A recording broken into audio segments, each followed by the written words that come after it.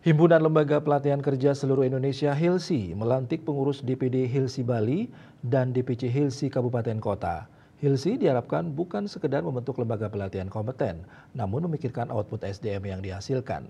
Pelantikan dilakukan Ketua 1 DPP HILSI Hari Rahmat Mulyadin, didampingi Kadisnaker ESDM Provinsi Bali, Ide Bagus Setiawan.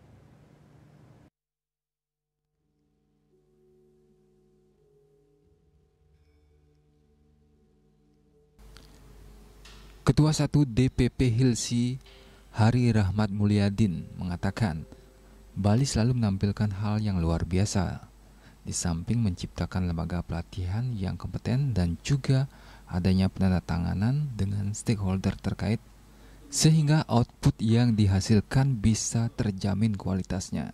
Lainnya, karena ini serentak dan luar biasa, Bali ini dari sebelum-sebelumnya selalu memberikan warna yang berbeda, terutama dalam proses dan programnya itu HILSI itu selalu di Bali ini ya bukan hanya sekedar pelantikan tapi plus berbarengan sama pentandatangan kontrak semua stakeholder. Kayak ini sangat dibutuhkan. Semua lembaga pelatihan khususnya di Provinsi Bali ini adalah bukan hanya sekedar menciptakan SDM yang ada dan berpotensi, tapi memikirkan outputnya.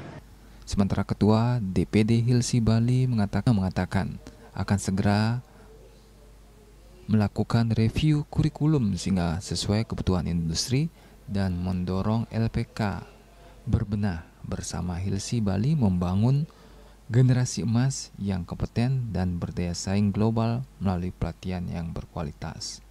Dalam jangka pendek kami sudah membuat beberapa langkah, beberapa program kerja yang akan kami lakukan.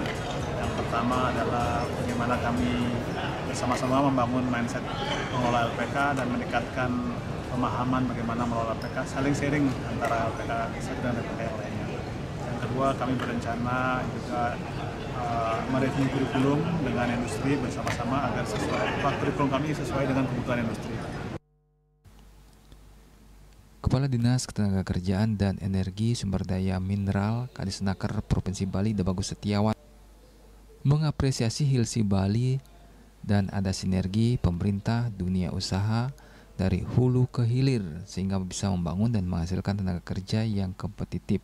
Dirinya berpesan agar pengurus yang amanah dan mampu mencetak SDM kompetitif dan berkualitas sehingga bisa menjalankan tugas dengan bertanggung jawab.